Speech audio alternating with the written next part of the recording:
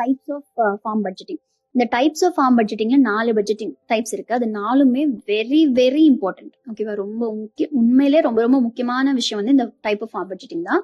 First வந்து partial budgeting. பார்ஷியல்னா பேர்லயே இருக்குல்ல, பாதி. ஓகே, பாதி. பார்ஷியல்னா பாதின்னு அர்த்தம். Partial budgeting. என்டர்பிரைஸ் பட்ஜெட்டிங் அப்படின்னா ஒரு பர்டிகுலர் என்டர்பிரைஸ்க்கு மட்டும் நம்ம பட்ஜெட் போடுறது என்டர்பிரைஸ் பட்ஜெட்டிங். 3வது கேஷ் ஃப்ளோ பட்ஜெட்டிங், அதாவது எவ்வளவு வருமானம் வரும், அது கேஷ் ஃப்ளோ பட்ஜெட்டிங். அடுத்து கம்ப்ளீட் பட்ஜெட்டிங். கம்ப்ளீட்னா மொத்தமா போடுறது. அப்போ ஃபர்ஸ்ட் ஸ்டார்டிங் வந்து பார்ஷியலா இருக்கும், அப்புறம் என்டர்பிரைஸ் அடுத்த ஸ்டெப், அதுக்கப்புறம் கேஷ் ஃப்ளோ, அதுக்கப்புறம் கம்ப்ளீட். அப்போ இப்படிதான் வந்து நமக்கு ஆர்டர் இருக்கும். ஃபர்ஸ்ட் பாக்குறது பார்ஷியல் பட்ஜெட்டிங்.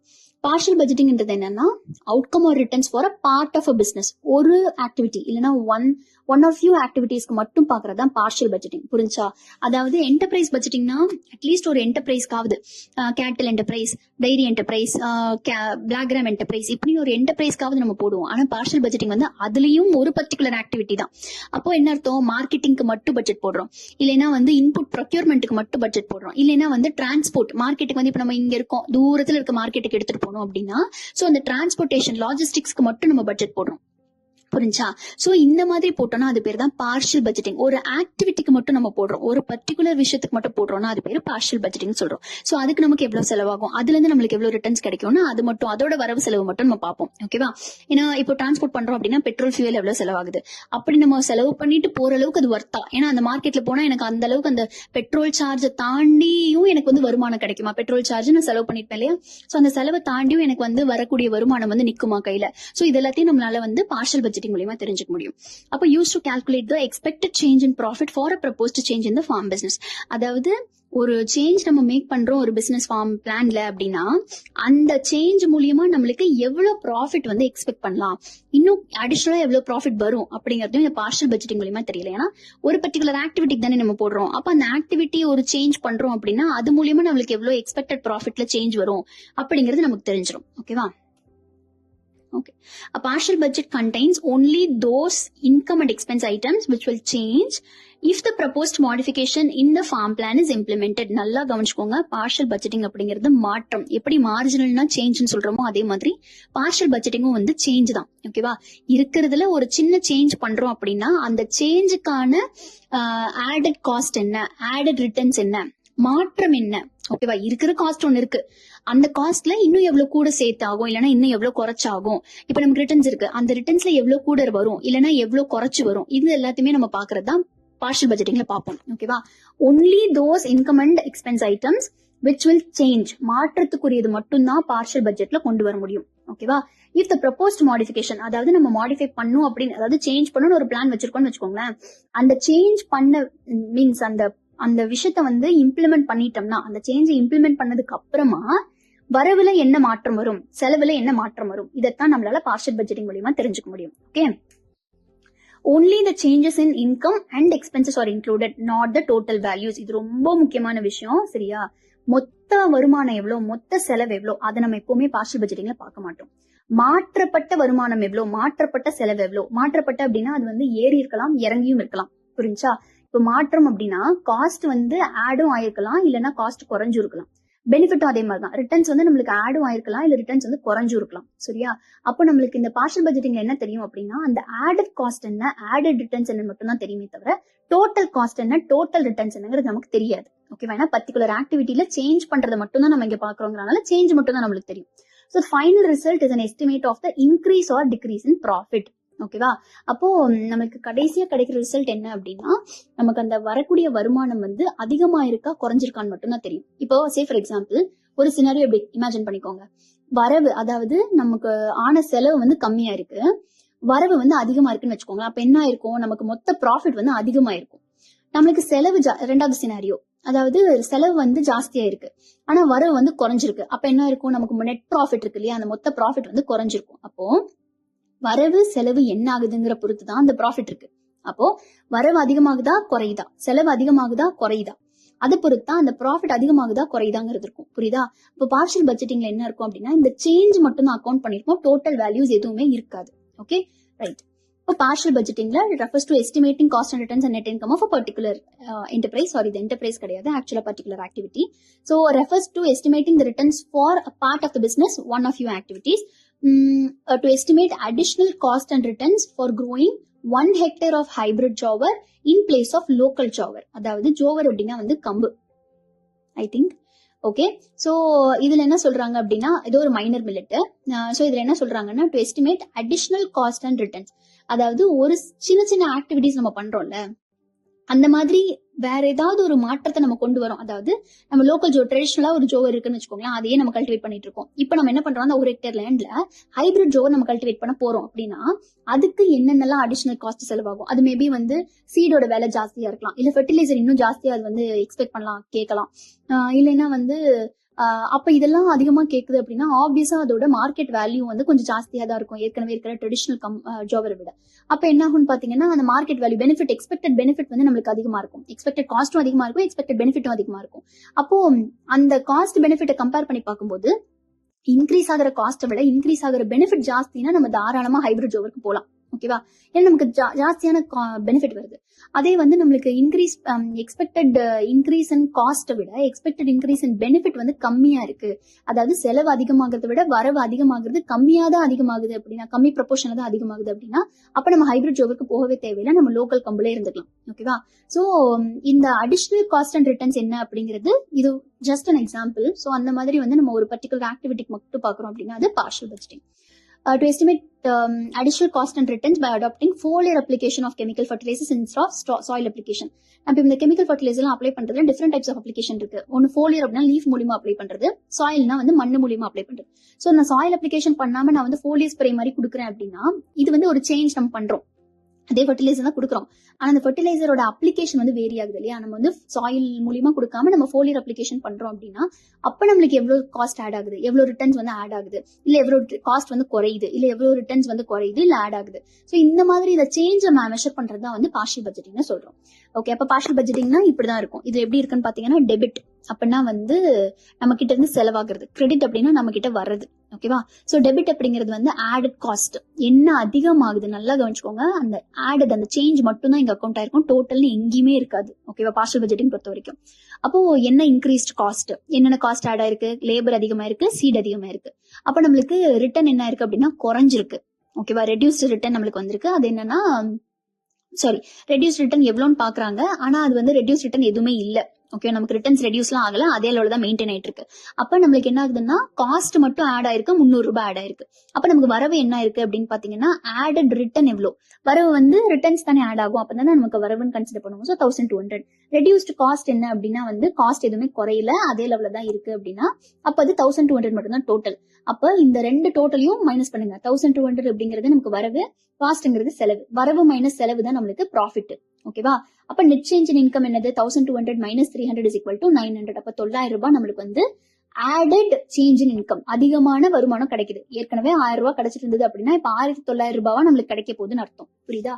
இல்ல இன்னொன்னு நோட்டீஸ் பண்ண வேண்டிய பாயிண்ட் என்னன்னு பாத்தீங்கன்னா இந்த பார்ஷியல் பட்ஜெட்டிங் மாடல்ல நம்ம பாக்குறோம்ல, ஆடட் மீன்ஸ் அந்த டெபிட் சைட்ல பாருங்க இன்க்ரீஸ்ட் காஸ்ட் ரெடியூஸ்ட் ரிட்டர்ன் இருக்கு, கிரெடிட் சைட்ல பாருங்க ஆடட் ரிட்டர்ன் ரெடியூஸ்ட் காஸ்ட் இருக்கும். இது வந்து வார்த்தை விளையாட்டு தான், வேற ஒன்னும் கிடையாது. இதோட அர்த்தத்தை புரிஞ்சுக்கிட்டீங்கன்னா உங்களுக்கு ரொம்ப ஈஸி.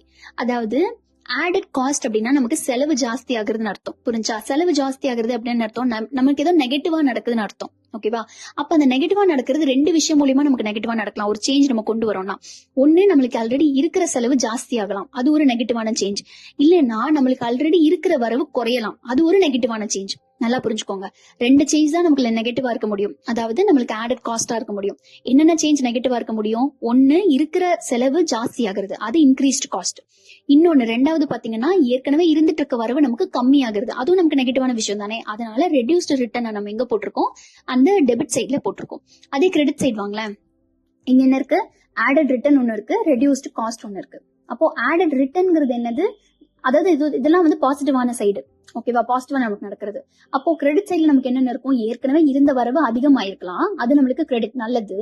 ஏற்கனவே இருந்த செலவு கம்மியா இருக்கலாம். ஓகேவா, அது ரெடியூஸ்ட் காஸ்ட். அப்போ நம்மளுக்கு ஆடட் ரிட்டர்ன் ரெடியூஸ்ட் காஸ்ட் அது ரெண்டுமே நம்மளுக்கு பாசிட்டிவான விஷயங்கிறனால அது ரெண்டையுமே நம்ம கிரெடிட் சைட்ல எழுதுறோம். ஓகேவா, இது பார்ஷியல் பட்ஜெட்டிங்ல ரொம்ப முக்கியமா கவனிக்க வேண்டிய விஷயம். ரைட், அடுத்து டைப்ஸ் ஆஃப் பார்ஷியல் பட்ஜெட்டிங்ன்றது என்டர்பிரைஸ் சப்ஸ்டியூஷன். அதாவது ஒரு என்டர்பிரைஸ்க்கு பதிலா டோட்டலா இன்னொரு என்டர்பிரைஸ் சப்ஸ்டியூட் பண்ணியும் நான் சேஞ்ச் மேக் பண்ணலாம். இன்புட் சப்ஸ்டியூஷன், ஒரு பர்டிகுலர் இன்புட் பதிலா நான் இன்னொரு பர்டிகுலர் இன்புட்டை போட்டு சேஞ்ச் மேக் பண்ணலாம். அப்படி இல்லைன்னா size or scale of operation, அதாவது ரொம்ப ஸ்மால் ஸ்கேல்ல நான் பண்ணிட்டு இருக்கேன், லார்ஜ் ஸ்கேல்ல பண்ண போறேன் ஓகேவா. ரொம்ப ஸ்மால் சைஸ்ல பண்றேன், லார்ஜ் சைஸ்ல நான் பண்ண போறேன் அப்படின்னா அதுவும் ஒரு சேஞ்ச் தான். ஓகேவா. இது மூணுமே சேஞ்ச் தான் குறிக்குது. ஒரு என்டர்பிரைஸ் பதிலா இன்னொரு என்டர்பிரைஸ் சேஞ்ச் பண்றேன், ஒரு இன்புட்டுக்கு பதிலா இன்னொரு இன்புட் சேஞ்ச் பண்றேன். ஸ்மால் ஸ்கேல்ல நான் ஆப்ரேட் பண்ணிட்டு இருந்தேன், இப்போ வந்து லார்ஜ் ஸ்கேல்ல பெரிய அளவுல நான் பண்ண போறேன் அப்படின்னா இது எல்லாமே சேஞ்ச். சோ இது 3 டைப் ஆஃப் சேஞ்சுக்குமே நம்மளால பார்ஷியல் பட்ஜெட்டிங் போட முடியும்னு சொல்றாங்க. Right. Limitations of partial budgeting. ஏன் பார்ஷியல் பட்ஜெட்டிங் நல்லது இல்ல, இல்லனா அதுல என்ன குறை இருக்குன்னு பாத்தீங்கன்னா, இது வந்து எப்பவுமே பார்ஷியல் சொல்யூஷன் தான், அது கம்ப்ளீட் சொல்யூஷன் நமக்கு கொடுக்காது. ஒரு பர்டிகுலர் ஆக்டிவிட்டி மட்டும் தான் நம்ம பாக்குறோம். அப்போ ஓவரால் பிக்சர் வந்து நம்மளுக்கு தெரியாது. உள்ள முழுசா மீன்ஸ் அந்த பர்டிகுலர் ஆக்டிவிட்டிக்கு வந்து சைடு எஃபெக்ட் இருக்கலாம், அது இன்னொரு ஆக்டிவிட்டி அஃபெக்ட் பண்ணலாம். இப்போ ஒரு இன்புட் பதிலா இன்னொரு இன்புட் நான் சப்ஸ்டியூட் பண்ணேன்னா அது வேற ஒரு விஷயத்த வந்து அஃபெக்ட் பண்ணலாம் அந்த ஃபார்மிங்குள்ளேயே. சோ இதெல்லாம் நமக்கு தெரியாம போயிடும். ஓகே, கம்ப்ளீட் சொல்யூஷன் அது இருக்காது. அடுத்து, results of partial budgets are subject to variation in input output prices, availability of resources, variation due to type, soil fertility. அதாவது பார்ஷியல் பட்ஜெட்டிங் போடுறோம் இல்லையா, அந்த பார்ஷியல் பட்ஜெட்டிங் போடுறது மூலியமா நம்மளுக்கு வந்து ஒரு ரிசல்ட் வரும். அந்த ரிசல்ட் வந்து எப்படி வரும் அப்படின்னா, நம்ம ஆல்ரெடி எக்ஸிஸ்டிங்கா இருக்கிற பிளான்ல ஒர்க் அவுட் ஆயிட்டு இருந்ததுன்னா மட்டும்தான் அந்த ரிசல்ட் ஒர்க் அவுட் ஆகும். நம்ம பிளானை கொஞ்சம் மாத்திரம் இல்ல, பிளான மாத்திரம்ன்றது கூட விடுங்க, ஆல்ரெடி இருக்கிற பிளான்ல இன்புட் அவுட்புட் எவ்வளவு யூஸ் பண்றோம், எதெல்லாம் யூஸ் பண்றோம்னு ஒண்ணு இருக்கும். அப்புறம் ரிசோர்ஸோட அவைலபிலிட்டி இருக்கும், எதெல்லாம் இருக்கு, இதெல்லாம் இல்ல, இதெல்லாம் ஸ்கேர்ஸா இருக்குன்னு இருக்கும். இன்னொன்னு மண்ணோட டைப் என்ன, மண்ணோட ஃபெர்டிலிட்டி ஸ்டேட்டஸ் என்ன, இல்ல தண்ணியோட குவாலிட்டி என்ன, இல்ல எவ்வளவு தண்ணி யூஸ் பண்றோம், எவ்வளவு குவான்டிட்டி இருக்கு. இந்த மாதிரி ஆல்ரெடி அந்த ஃபார்ம்ல ஏற்கனவே இருக்கிற சிச்சுவேஷன்லாம் அதே மாதிரி ப்ரிவைலிங்கா இருந்தா மட்டும்தான் இப்ப நம்ம கொண்டு வந்திருக்க பார்ஷியல் பட்ஜெட்டோட ரிசல்ட் ஒர்க் அவுட் ஆகும். ஏதாவது அந்த ஃபார்ம்ல ஆல்ரெடி இன்னேட்டா இருந்த ஏதாவது ஒரு கேரக்டர் வந்து சேஞ்ச் ஆகுற மாதிரி இருந்துச்சு அப்படின்னா இந்த பார்ஷியல் பட்ஜெட்டோட ரிசல்ட் வந்து ஒர்க் அவுட் ஆகாது. ஏன்னா இது கம்ப்ளீட் சொல்யூஷன் கிடையாது இல்லையா, ஒரு சின்ன சொல்யூஷன் மட்டும் தான். அப்ப ஆல்ரெடி அங்க இருக்கிற வேறொரு விஷயம் சேஞ்ச் ஆச்சு அப்படின்னா இந்த விஷயத்துலயும் வந்து ஒரு பெரிய சேஞ்ச் வரும். சோ இதோட ரிசல்ட் நம்மளால நம்பி எந்த ஒரு ஆக்டிவிட்டியும் இம்ப்ளிமெண்ட் பண்ண முடியாது. ரைட். இதுதான் பார்ஷியல் பட்ஜெட்டிங்ல இருக்கிற டிமெரிட். ரைட். அடுத்து என்டர்பிரைஸ் பட்ஜெட்டிங். என்டர்பிரைஸ்னா என்ன சொல்லியிருக்கோம், ஒரு பர்டிகுலர் என்டர்பிரைஸை டோட்டலா எடுத்துக்கிறது. ஓகேவா. அப்ப டெய்ரி ஃபார்மிங், இல்லைன்னா வந்து கிராப்ல வந்து black gram farming, banana farming, இந்த மாதிரி அந்த ஒரு பர்டிகுலர் என்டர்பிரைஸை மட்டும் டோட்டலா எடுத்துக்கிட்டோம்னா அது என்டர்பிரைஸ் பட்ஜெட்டிங் அப்படின்னு நம்ம சொல்றோம்.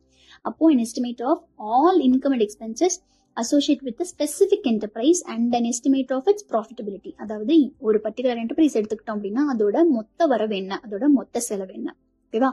சோ அதோட மொத்த ப்ராஃபிட் என்ன அப்படின்னு சொல்லி மொத்தமா அந்த என்டர்பிரைஸே பாக்குறது தான் என்டர்பிரைஸ் பட்ஜெட்டிங்னு சொல்றோம்.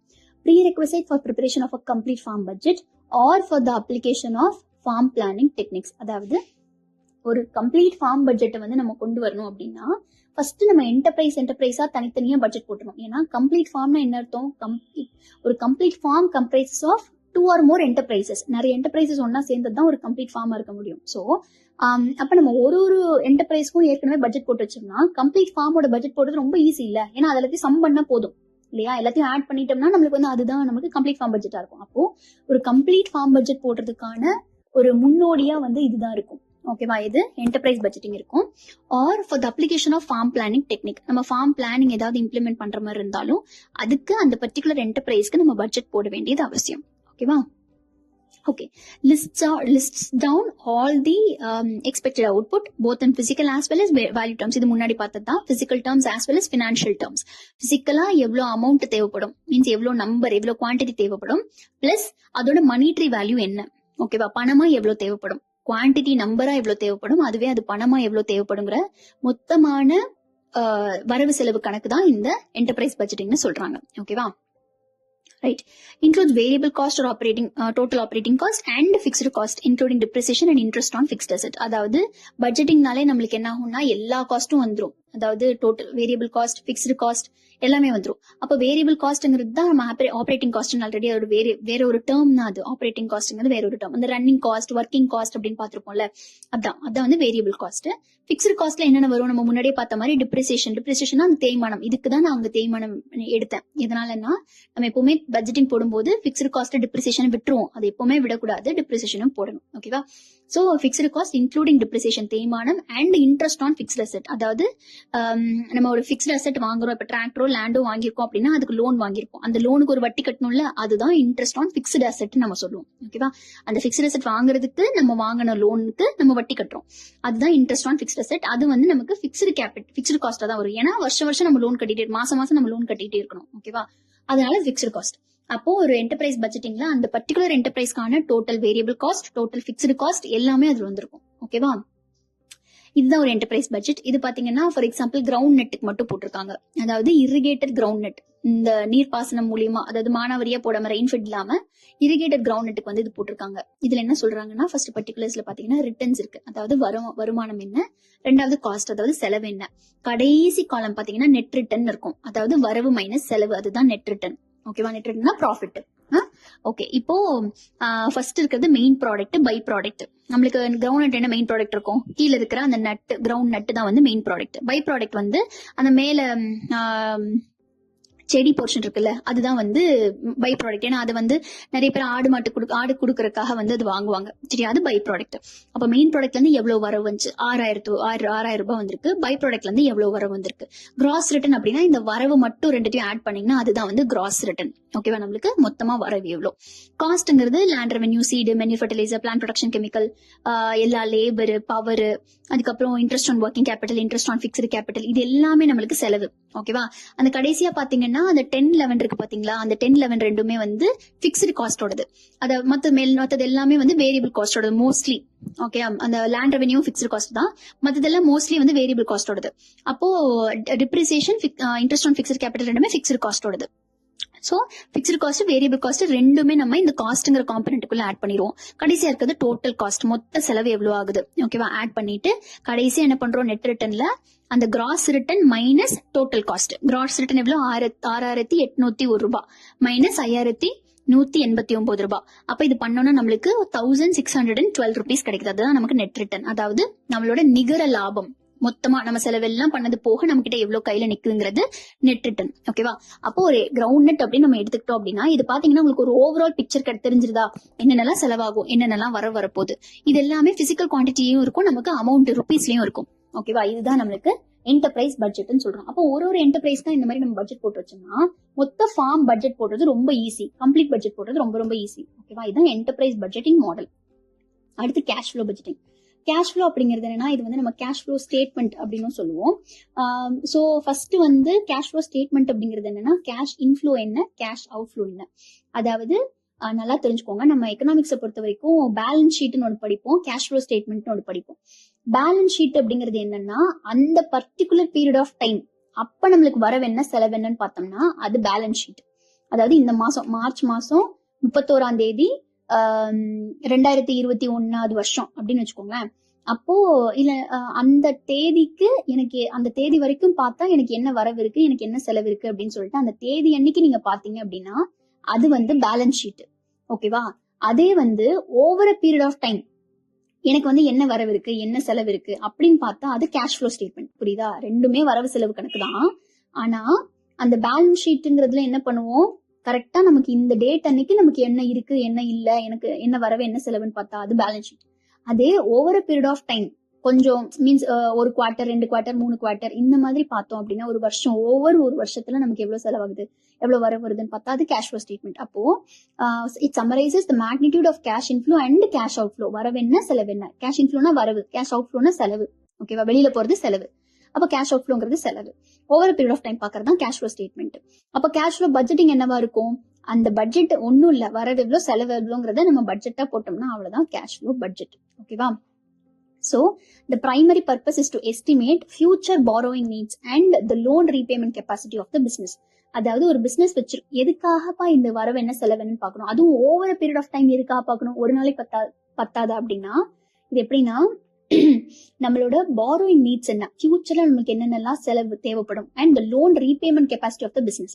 நான் ஒரு பிசினஸ் நடத்துறேன் அப்படின்னா அந்த பிசினஸோட ரீபேமெண்ட் கெப்பாசிட்டி என்ன, அதாவது ஓவர் பீரியட் ஆஃப் டைம் எனக்கு இவ்வளவு வரவு வரும், இவ்வளவு வருமானம் வரும், ஸோ இதை வச்சு என்னால இவ்வளவு ரீபேமெண்ட் பண்ண முடியும், லோனுக்கு இவ்வளவு கடனை அடைக்க முடியும் அப்படிங்கிறது. அதே மாதிரி இவ்வளோ வரும் அப்படின்னா இதை காமிச்சு நான் என்ன பண்ணலாம், நான் வந்து லோன் அப்ளை பண்ணிருக்கேன் அப்படின்னா உங்களுக்கு என்ன வருமானம்னு கேட்பாங்கல்ல, சும்மா லோன் தூக்கி கொடுத்துட மாட்டாங்களே. சோ அவங்க என்ன பண்ணுவாங்கன்னா எனக்கு என்ன வருமானம் கேட்டாங்கன்னா இதை எடுத்து காமிக்கலாம். அப்ப எனக்கு இவ்வளவு கேஷ் வந்து ஓவர் பீரியட் ஆஃப் டைம் வரும், அப்ப நான் என்ன பண்ணுவேன் அப்படின்னா உங்களோட நீங்க கடன் கொடுத்தீங்கன்னா நான் சரியா ரீபே பண்ணிடுவேன் அப்படிங்கறதுக்கான ஒரு என்ஷூரிங் அத்தாரிட்டியாவும் அது இருக்கும்.